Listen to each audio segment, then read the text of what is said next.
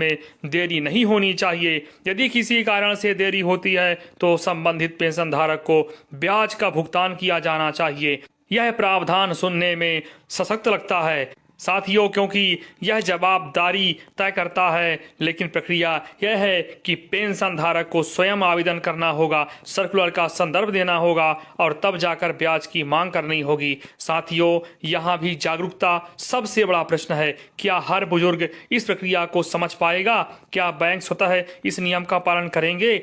यह वह बिंदु है जहां नीति और व्यवहार के बीच अंतर दिखाई दे। अब उन मांगों की बात जो 8वें वेतन आयोग के सामने रखी गई। कम्यूटेशन की रिकवरी अवधि को 15 साल से घटाकर 12 साल करने की मांग की जा रही है। इसका सीधा अर्थ है कि रिटायरमेंट के बाद पेंशन धारक को अधिक शुद्ध पेंशन जल्दी मिल सके। पेंशन को कर मुक्त करने की मांग भी उठ रही है साथियों, क्योंकि सेवानिवृत्ति के बाद जीवन में आय सीमित होती है। महंगाई भत्ते के फार्मूले में बदलाव और पेंशन को अंतिम वेतन के 50% से बढ़ाकर 70% करने का प्रस्ताव भी चर्चा में है। साथियों, यह सभी प्रस्ताव केवल आर्थिक गणना नहीं बल्कि सामाजिक सुरक्षा से जुड़े प्रश्न हैं। दोस्तों, सबसे अधिक चर्चा किस विषय पर है? वह है 18 महीने का लंबित पीरियड। यह मामला न्यायिक प्रक्रिया में विचाराधीन है। लाखों कर्मचारी और पेंशन धारक इस पर निर्णय की प्रतीक्षा कर रहे हैं। यदि निर्णय सकारात्मक आता है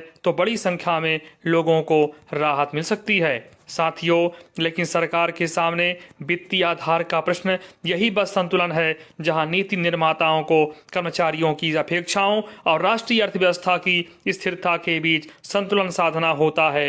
यह पूरी तस्वीर केवल घोषणाओं की सूची नहीं, यह उस विश्वास का परीक्षण है जो कर्मचारी और पेंशन धारक व्यवस्था पर रहते हैं। वह उम्मीद करते हैं कि उनके अधिकतर बकाया समय पर मिले। साथियों, प्रक्रियाएं सरल हों और जानकारी पारदर्शी रूप से उपलब्ध हों। जब महंगाई बढ़ती है तो उसका असर तुरंत महसूस होता है, लेकिन राहत की घोषणा का असर तब तक अधूरा रहता है साथियों जब तक वह खाते में दिखाई ना दे। दोस्तों, आने वाले वर्षों में यदि वेतन और पेंशन व्यवस्था को अधिक डिजिटल, पारदर्शी और समयबद्ध बनाया जाता है तो इससे विश्वास, मजबूत तकनीक का उपयोग, स्पष्ट कैलेंडर, समयबद्ध कैबिनेट स्वीकृति और साधारण ब्याज भुगतान जैसी व्यवस्थाएं इस दिशा में महत्वपूर्ण कदम हो सकती हैं। साथियों, अंततः यह कहानी इंतजार की जरूर है, लेकिन यह निराशा की नहीं है साथियों। यह जागरूकता की कहानी है। यह उस सामूहिक आवाज की कहानी है साथियों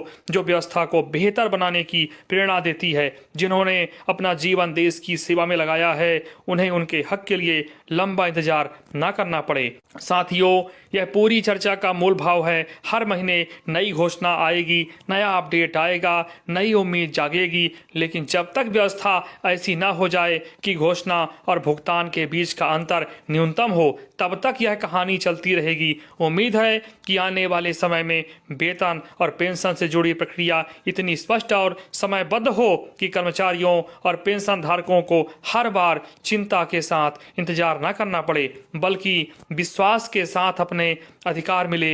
यही आशा है, यही संदेश है और यही इस विस्तृत प्रस्तुति का सार है। साथियों, आने वाला समय चाहे कर्मचारी हों, चाहे पेंशन धारक हों और चाहे भूतपूर्व सैनिक हों, उन सभी को बड़ी सौगातें मिलने वाली है। जिस प्रकार